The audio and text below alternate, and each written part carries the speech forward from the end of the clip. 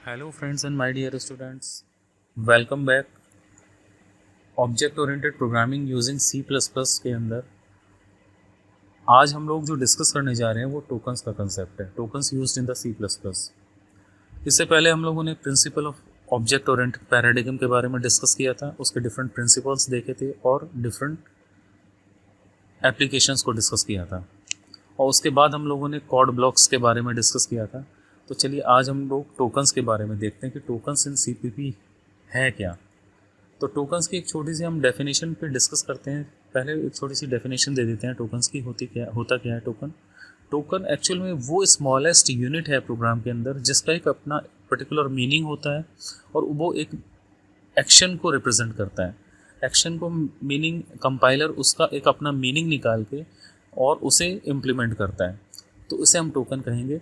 और कितने तरह के टोकन्स होते हैं वो सब में सबसे पहला टोकन आता है कीवर्ड्स का कंसेप्ट। कीवर्ड होते क्या है? These words are reserved by the compiler and can not be used as a identifier for variables names, function names और यूजर डिफाइंड प्रोग्राम एलिमेंट्स। तो ऐसे वर्ड्स जो कि कंपाइलर अपने लिए रिजर्व करके रख रखा है और can not be used as a identifier, जिन्हें हम आइडेंटिफायर मतलब हम किसी वेरिएबल का नाम, किसी फंक्शन का नाम या फिर किसी यूज़र डिफाइंड का नाम नहीं यूज़ कर सकते। कीवर्ड्स के नेम को हम इन नाम में यूज़ नहीं कर सकते। इस तरह से जो हम यूज़र डिफाइंड वेरिएबल्स दे रहे हैं का नाम बना रहे हैं तो हम कीवर्ड का नाम उसमें नहीं रख सकते हैं। They have a definitions which is used according to their need like the word bool. उनकी अपनी एक डेफिनेशन कंपाइलर में रिजर्व रहती है, उस डेफिनेशन के अकॉर्डिंग उसे यूज़ किया जाता है।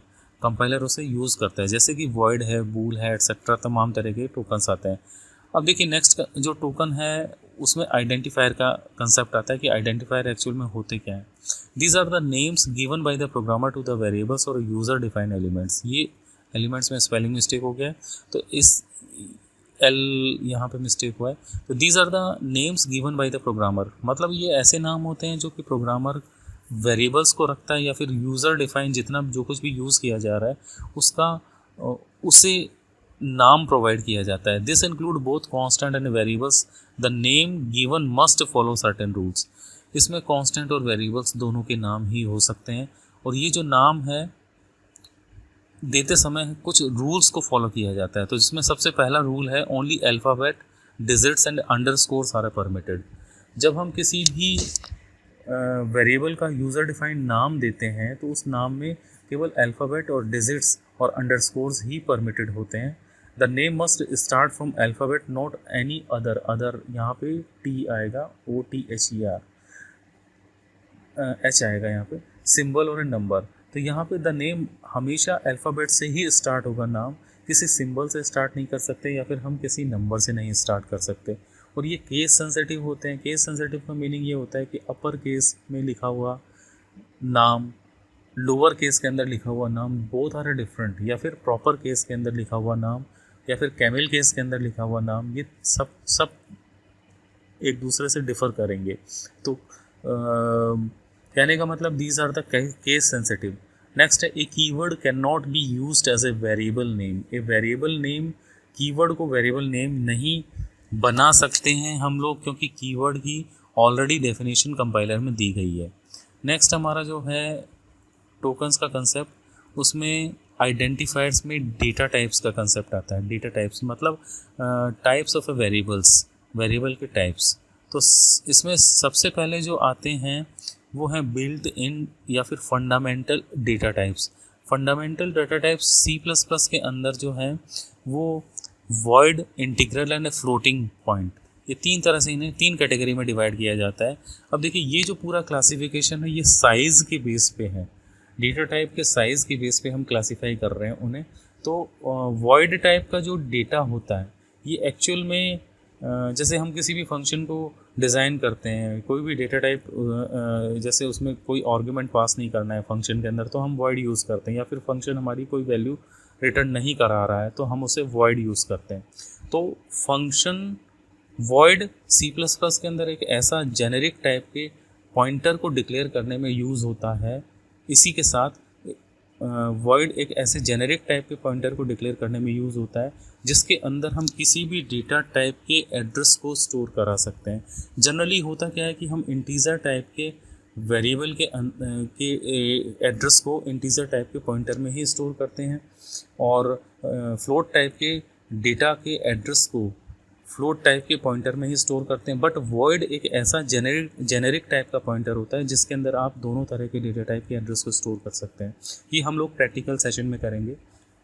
नेक्स्ट हमारा आता है इंटीग्रल टाइप। इंटीग्रल टाइप के अंदर कैर और इंट दोनों, न्यूमेरिक और कैर दोनों को इंक्लूड किया जाता है। कैरेक्टर को भी इंक्लूड किया जाता है जिसका साइज़ 1 बाइट का होता है और इंट और लॉन्ग इंट को भी इंक्लूड किया जाता है। इंटीजर का साइज़ 2 बाइट्स का होता है और लॉन्ग इंट का साइज़ 4 बाइट्स का होता है।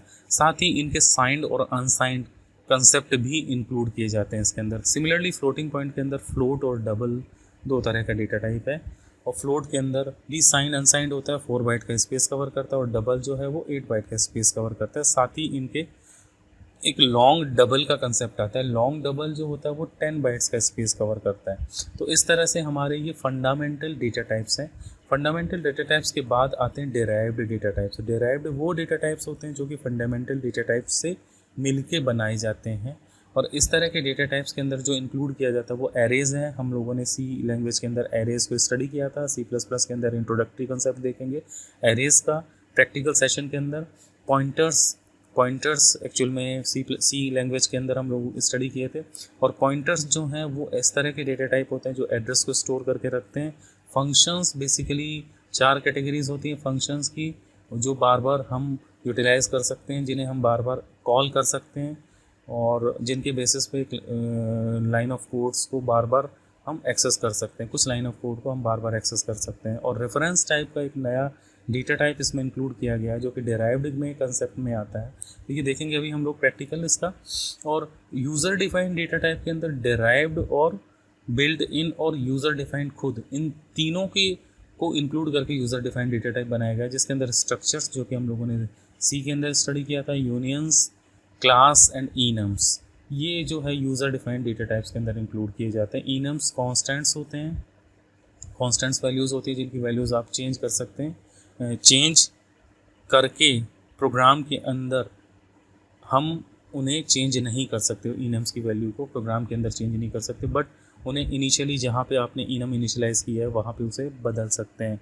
नेक्स्ट हमारा क्लास का कंसेप्ट है। ये जो क्लासेस है ये ऑब्जेक्ट ओरिएंटेड प्रोग्रामिंग का स्मॉलेस्ट फर्स्ट प्रिंसिपल के रूप में हम लोग मान सकते हैं क्योंकि क्लासेस ऑब्जेक्ट ओरिएंटेड पैराडिगम पूरा क्लास पे बेस्ड है। यूनियंस और स्ट्रक्चर्स का एनहेंसमेंट है क्लास के अंदर।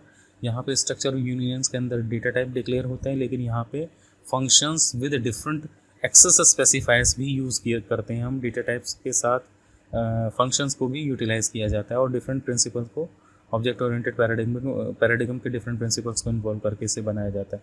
नेक्स्ट हमारा जो कंसेप्ट आता है object oriented programming using C++ में आइडेंटिफायर्स का दूसरा क्लासिफिकेशन। तो सबसे पहला क्लासिफिकेशन हमने आइडेंटिफायर्स का देखा था on the basis of the size और यहाँ पे जो है on the basis of the context and visibility.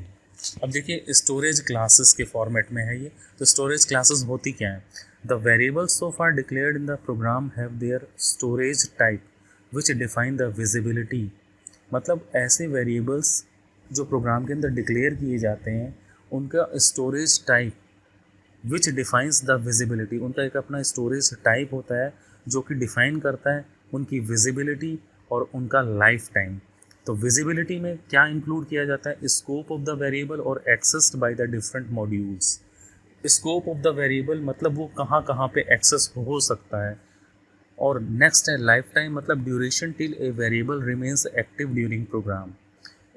उनका वो ड्यूरेशन, वो समय, उनका लाइफ टाइम का वो समय जहाँ पे वो वेरिएबल एक्टिव रहता है और जिसके पहले और जिसके बाद वो इनएक्टिव रहता है, ये उनका लाइफ टाइम होता है। और कंटेक्स्ट, लाइफ टाइम और कंटेक्स्ट दोनों का वैल्यूज, दोनों की मीनिंग सेम है of the variable in the program. तो यहाँ पे दो कंसेप्ट के बेसिस पे विजिबिलिटी और life time that is the context, इनके बेसिस पे स्टोरेज क्लासेस को हम बनाया जाता है। स्टोरेज क्लास के अंदर सबसे पहला क्लास आता है ऑटोमेटिक स्टोरेज क्लास। अब देखिए ऑटोमेटिक स्टोरेज क्लास क्या होता है। Default storage class, local type, context, ये डिफ़ॉल्ट स्टोरेज क्लास है। कोई भी वेरिएबल अगर आप डिक्लेयर करते हो तो उसका default storage class automatic type का ही होगा।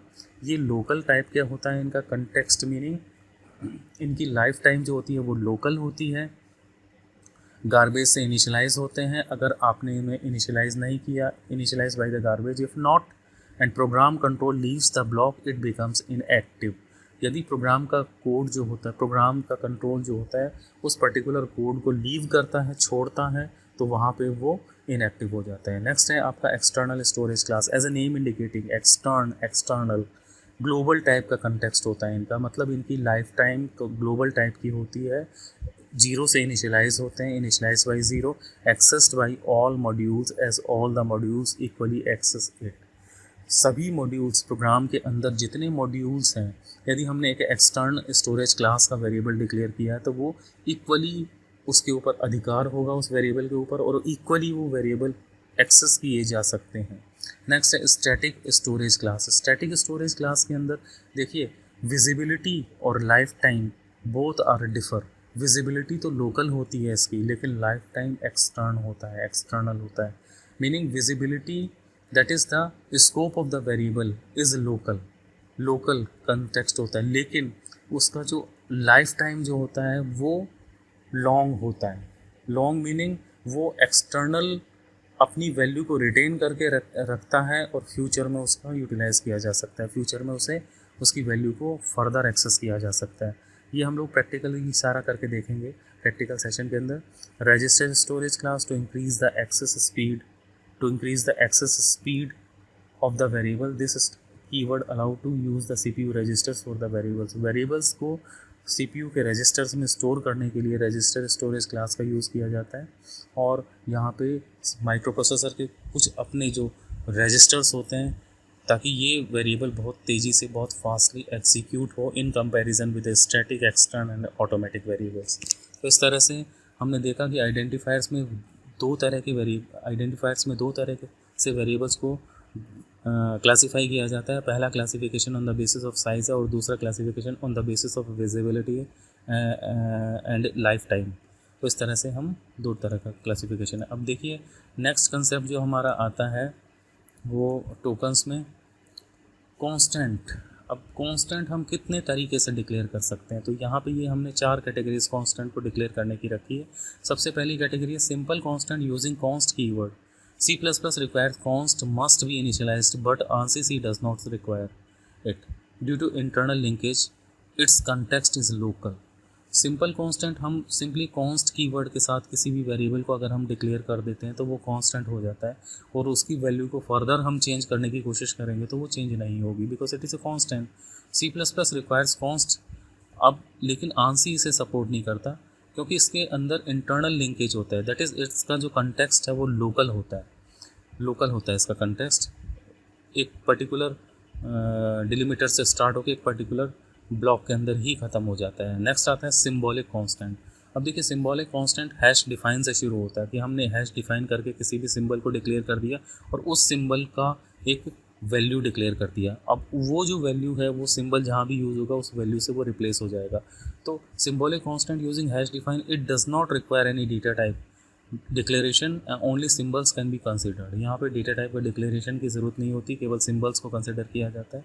नेक्स्ट है एक्सटर्न कीवर्ड और static const are again use to declare the global constant. देखिए extern keyword with static constant या फिर एक्सटर्न कीवर्ड ये दोनों यूज़ किए जाते हैं ग्लोबल कांस्टेंट को डिक्लेयर करने के लिए। और enumerations is another way to declare the constant. ये हम लोग प्रैक्टिकल करके देखेंगे कि इनमरेशन किस तरह से कांस्टेंट्स में यूज़ होते हैं, इनमरेशन डेटा टाइप्स किस तरह से प्रैक्टिकल उसमें यूज़ होते हैं। नेक्स्ट हमारा जो कंसेप्ट आता है वो रेफरेंस वेरिएबल्स का। अब बहुत ही एक इंटरेस्टिंग वेरिएबल है रेफरेंस वेरिएबल का concept. Reference variable it provides an alternative name to the previously defined variables and must be initialized at the time of a declaration. तो यहाँ पे रेफरेंस वेरिएबल का मीनिंग एक ऐसे वेरिएबल का है जो ऑलरेडी वेरिएबल हमने डिक्लेयर किया है, उस वेरिएबल के एलियास को हम डिक्लेयर कर रहे हैं, उसका दूसरा नाम हम डिक्लेयर कर रहे हैं। जैसे हम देखेंगे कि इंट x इक्वल टू 100, हमने x के अंदर 100 लिया है।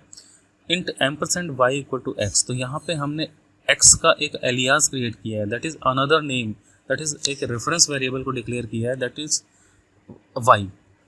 अब अगर हम सी आउट एक्स और वाई की वैल्यू को प्रिंट करेंगे तो ये 100 यहाँ पे प्रिंट करेगा।